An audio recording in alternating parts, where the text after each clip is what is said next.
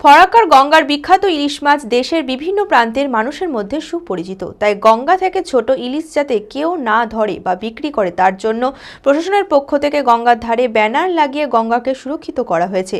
তারপরেও বাজারে 30 গ্রামের ইলিশ মাছ বিক্রি করা হয়েছে। ঘটনার জেরে ব্যাপক চাঞ্চল্য ছড়িয়েছে এলাকা জুড়ে। স্থানীয়দের দাবি, যারা ছোট ইলিশ মাছকে ধরে নিয়ে গিয়ে বাজারে বিক্রি করছে ও প্রশাসনের আইন মানছে না, তাদের বিরুদ্ধে কঠোর ব্যবস্থা নেওয়া হোক। মানসিক স্বাস্থ্যের জন্য সবার আগে যে নামটি মনে ভেসে ওঠে, সুস্থ মনের ঠিকানা মনোবীক্ষণ। যোগাযোগ নাম্বার 7477799513। মুর্শিদাবাদের ফরাক্কায় গঙ্গার ইলিশ মাছ, যা দেশের বিভিন্ন প্রান্তের মানুষের কাছে সুপরিচিত। সেই গঙ্গা থেকে ছোট ইলিশ যাতে কেউ না ধরে তার জন্য প্রশাসনের পক্ষ থেকে গঙ্গার ধারে ব্যানার লাগিয়ে গঙ্গাকে সুরক্ষিত করা হয়েছে। কেউ যদি গঙ্গা থেকে ছোট ইলিশ ধরে বা সেটিকে বিক্রি করে তাহলে তার বিরুদ্ধে কঠোর ব্যবস্থা নেওয়া হবে বলেও জানানো হয়েছে। কিন্তু তারপরও স্থানীয় বাজারে 30 গ্রামের ইলিশ মাছ বিক্রি করা হচ্ছে। ঘটনার জেরে ব্যাপক চাঞ্চল্য ছড়িয়েছে এলাকা জুড়ে। গ্রামের নেতা থেকে শুরু করে স্থানীয়রা জানান, প্রশাসন যদি এই বিষয়ে কোনো পদক্ষেপ না নেয় তাহলে ফরাক্কার গঙ্গার রিলিজ নামটা থাকবে না।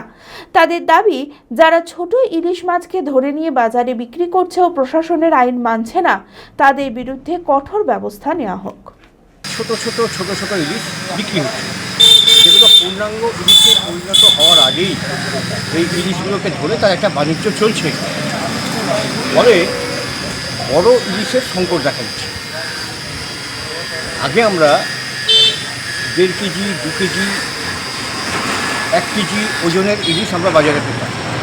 এখন সেখানে দেখা যাচ্ছে ববি নামে খ্যাত, ববি ইলিশ নামে এগুলো হচ্ছে খ্যাত। ছোট মাছ ধরা হয় এবং সেই মাছগুলো বাজারে বিক্রি হচ্ছে, ওপেন বিক্রি হচ্ছে, খোলা বিক্রি হচ্ছে।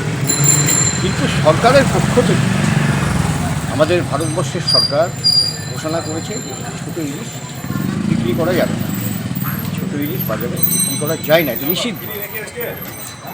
কীভাবে কোথা থেকে মাছটা ধরা হচ্ছে, কীভাবে বাজারে আসছে, এটা আশ্চর্য ঘটনা। ফরাক্কাতে ভারত সরকারের ইলিশ প্রজনন কেন্দ্র, গঙ্গাতে ইলিশ মাছের যে চাষ, প্রজনন সিস্টেম ঘটিয়ে ইলিশের সংখ্যা বৃদ্ধি করা, এই নজরদারিটা তাদের রাখা উচিত।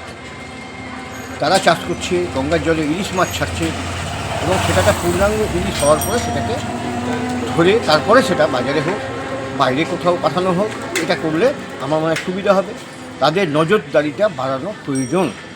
যারা এখানে অফিস খুলে বসে আছে, প্রজনন কেন্দ্র, ইলিশ প্রজনন কেন্দ্র যারা খুলেছে, তাদের নজরদারি। ফলে আমার আপনার প্রশ্নের সাথে সর্বশেষ এটুকুই বলার যে একজন বাঙালি হিসেবে ইলিশ মাছ প্রিয় মানুষ আমরা।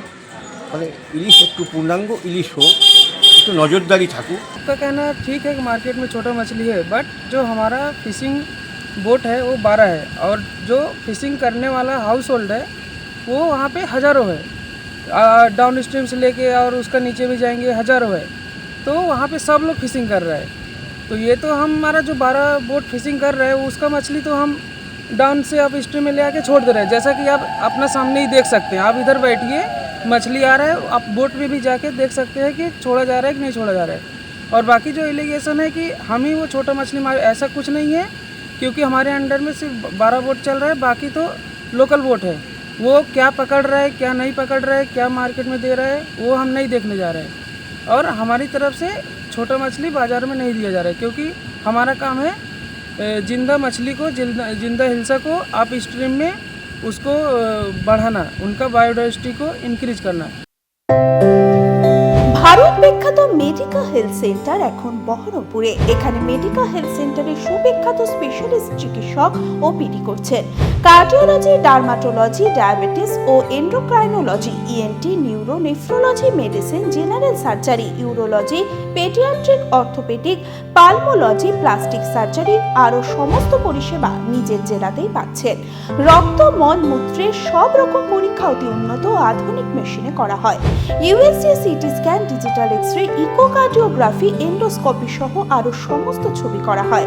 বিশদে জানতে যোগাযোগ করুন Medica health centre Baharampur, SS Medicate, 14 KN road, Baharampur, Murshidabad.